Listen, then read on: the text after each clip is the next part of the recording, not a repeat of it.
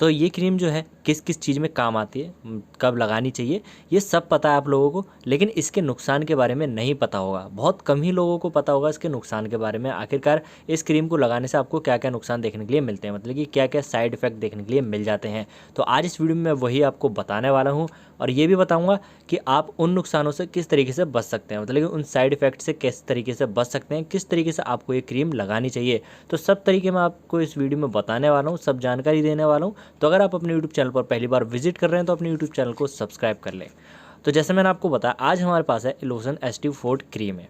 ये जो क्रीम है ये एक स्किन क्रीम है, और इस क्रीम को जो है सब लोग क्या करते हैं, गोरा होने के लिए या दाग मुहावसों के लिए इसको इस्तेमाल करते हैं।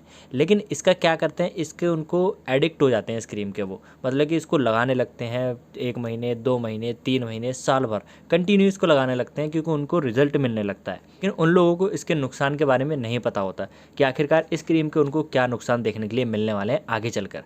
तो इसके जो नुकसान देखने के लिए मिलते हैं, सबसे पहली बात, अगर आप इसको ज़्यादा लंबे टाइम तक इस्तेमाल करते हैं तो आपकी जो स्किन है वो पतली हो जाएगी। जैसे कि अगर आपकी स्किन मोटी होगी गाल की, तो वो पहली बात तो आपके गाल की स्किन जो होती है वो पहले ही सेंसिटिव होती है, बहुत नाजुक होती है। जब आप इस क्रीम को इस्तेमाल कर लेते हैं तो फिर वो और नाजुक हो जाती है। तो उससे क्या साइड इफेक्ट देखने के लिए मिलता है, सबसे पहली बात आपकी स्किन पतली हो जाना। दूसरी बात, आप जब भी धूप में निकलेंगे, कैडी धूप में निकलेंगे, आपके शरीर पर खुजली होना, आपके मुँह पर खुजली होना, आपका चेहरा लाल हो जाना, ऐसी दिक्कत परेशानियाँ आपको फेस करने के लिए मिलेंगी। और जैसे आपका जो चेहरा लाल होगा उस पर नन्हे नन्हे, बहुत ही नन्हे नन्हे दाने हो जाएंगे, लाल हो जाएगा आपका चेहरा, और आपके बहुत बुरी खुजली होगी आपके चेहरे पे। सबसे पहला साइड इफेक्ट है इसका यही है।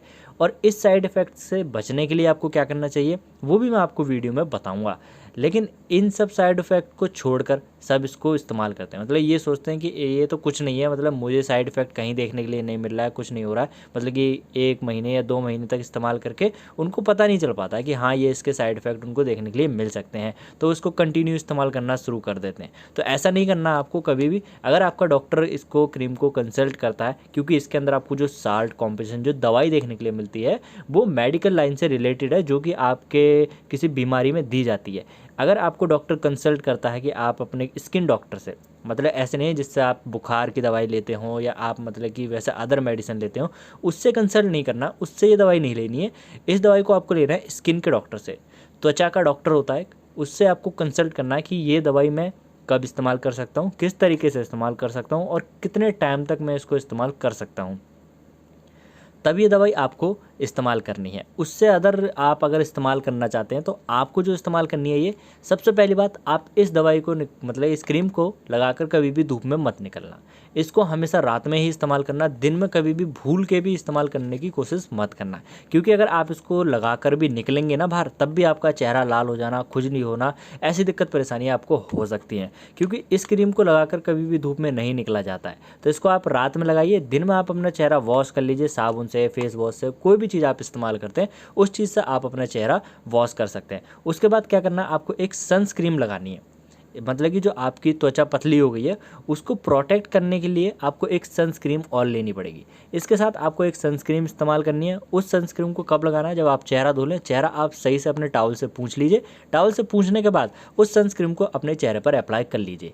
उसको अप्लाई करने के बाद आप पूरे दिन जहाँ पर भी जाना चाहते हैं, काम पर जाना चाहते हैं, स्कूल जाना चाहते हैं, या कहीं पर भी धूप में काम करना चाहते हैं, ईजिली आप अपना वर्क कर सकते हैं। उसके बाद क्या करना है, रात को चेहरा धोकर, चेहरा आपको दोबारा धोना है, इस बात का आप ध्यान रखना, चेहरा धोकर आपको ये फिर क्रीम अप्लाई करनी है अपने चेहरे पर। सोने से पहले 10 या 15 मिनट पहले आप इस क्रीम को अपने चेहरे पर लगा लें। ये जैसे कि आप दाग धब्बे मुहासे के लिए इसको इस्तेमाल करते हैं, झुर्रियों के लिए इस्तेमाल करते हैं, तो आप वहीं पर उसी पर्टिकुलर एरिया पे, उसी जगह पर इसको अप्लाई कर सो जाइए। आपको इसी तरीके से क्रीम इस्तेमाल करनी है, तो आपको इसका कोई भी साइड इफेक्ट देखने के लिए नहीं मिलेगा। लेकिन मैं फिर भी आपको कंसल्ट नहीं कर रहा हूँ, मैं बिल्कुल नहीं कह रहा हूँ कि आप इस क्रीम को ज़्यादा लॉन्ग टाइम के लिए इस्तेमाल कीजिए।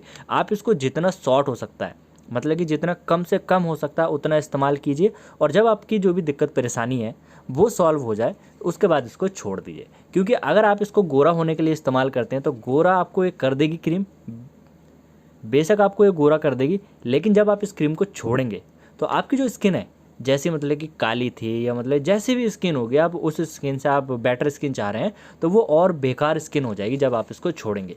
फिर क्या होगा, फिर आप पे ये छोड़ ही नहीं जाएगी, क्योंकि आप देखेंगे आपका चेहरा काला होगा, फिर आप दोबारा इसको अप्लाई करना शुरू करेंगे, फिर आप क्या होगा, आप इसके एडिक्ट हो जाएंगे, आप इसको लगाते रहेंगे, लेकिन आपकी जो स्किन है वो बेकार होती जाएगी। इसलिए मैं बिल्कुल भी आपको कंसल्ट नहीं करूँगा कि इस दवाई को आप ज़्यादा लॉन्ग टर्म के लिए इस्तेमाल करें, वो भी अपनी किसी डॉक्टर की कंसल्टेशन के बिना, किसी भी डॉक्टर से पूछे बिना। ओके, और जैसे मैंने आपको बताया, कोई भी मतलब बुखार वाला डॉक्टर है वैसा डॉक्टर नहीं, स्किन वाला डॉक्टर।